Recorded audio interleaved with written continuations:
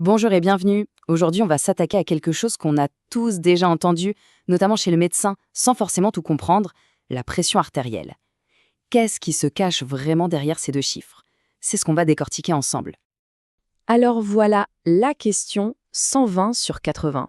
On entend ça, on hoche la tête, mais concrètement, ça veut dire quoi? D'où ça sort? Et surtout, pourquoi est-ce qu'il y a deux chiffres et pas un seul? C'est le petit mystère qu'on va résoudre étape par étape. Allez, on commence par le début. Décoder ces fameux chiffres. En fait, la pression artérielle, c'est tout simple. C'est la force que le sang exerce sur la paroi de nos artères à chaque instant. C'est un peu la poussée qui fait que le sang circule partout dans le corps. Pour que ce soit bien clair, on va utiliser une analogie très simple, celle de la plomberie. Notre système cardiovasculaire, c'est un peu comme un réseau de tuyaux qui sont nos artères, et au centre de tout ça, il y a une pompe, le cœur. Gardez bien cette image en tête, parce qu'elle est la clé pour comprendre tout le reste. Bon, on a notre pompe et nos tuyaux, mais d'où vient cette pression? Eh bien, elle vient du cœur, bien sûr. Et ce qui est vraiment fascinant, c'est que c'est son rythme en deux temps qui explique pourquoi on a toujours deux chiffres pour la pression artérielle. Ce rythme, il se décompose en deux phases. D'abord, il y a la systole. Imaginez que le cœur se contracte, il se serre très fort pour éjecter le sang dans les artères. À ce moment précis, la pression dans les tuyaux est à son maximum. Et juste après, il y a la diastole.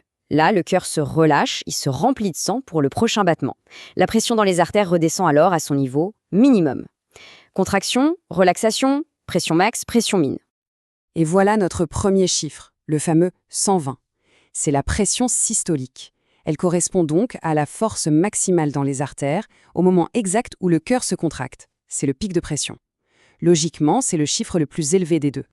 Et voici le deuxième, le 80. C'est la pression diastolique. Elle représente la pression qui reste dans les artères pendant que le cœur est en phase de repos, la diastole. C'est la pression minimale dans les tuyaux, juste avant la prochaine grosse poussée. Et voilà, le mystère des deux chiffres est résolu. Ok, maintenant on sait ce que sont la pression systolique et diastolique.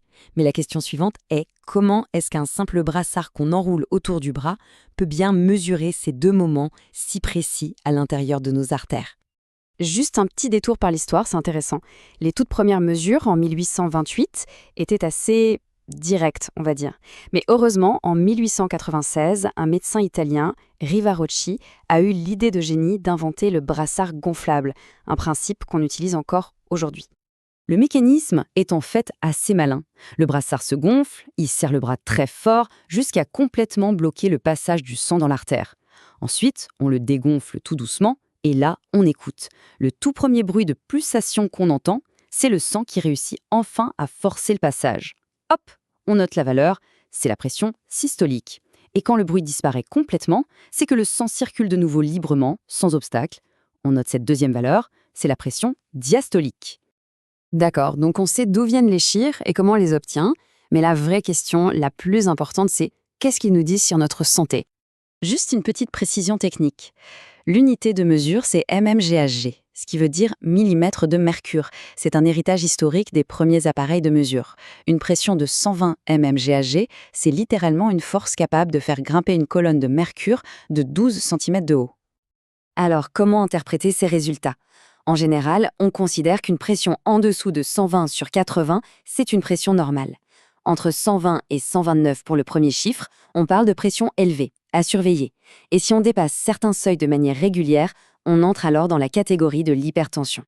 Voilà le seuil qu'il faut bien retenir. 140 sur 90. C'est la limite à partir de laquelle on commence généralement à parler d'hypertension artérielle. C'est un état à surveiller de près, car ça veut dire que les artères subissent une pression trop forte, en permanence. On arrive maintenant à un point absolument crucial à comprendre. La pression artérielle n'est pas un chiffre fixe gravé dans le marbre. Loin de là, en réalité, elle varie constamment tout au long de la journée. Regardez tous ces facteurs. Un effort physique, une émotion un peu forte, un coup de stress, et hop, le système nerveux et certaines hormones, comme l'adrénaline, entrent en jeu et font monter la pression pour que le corps puisse réagir. À l'inverse, au repos, pendant la relaxation, elle redescend. Le corps s'adapte en permanence et la pression aussi. Et l'exemple parfait de ça, c'est ce qu'on appelle l'effet blouse blanche. Le simple fait de se retrouver dans un cabinet médical peut générer un petit stress, une appréhension, qui suffit à faire grimper les chiffres temporairement. C'est la preuve la plus claire qu'une mesure à un instant T n'est qu'une photo, pas le film complet. On termine donc sur cette question essentielle. Si la pression change en fonction de nos activités, de nos émotions et même de l'endroit où on la mesure, est-ce qu'une seule prise de tension est vraiment suffisante? La réponse est bien sûr non. C'est d'ailleurs pour ça qu'un suivi sur la durée est souvent bien plus révélateur.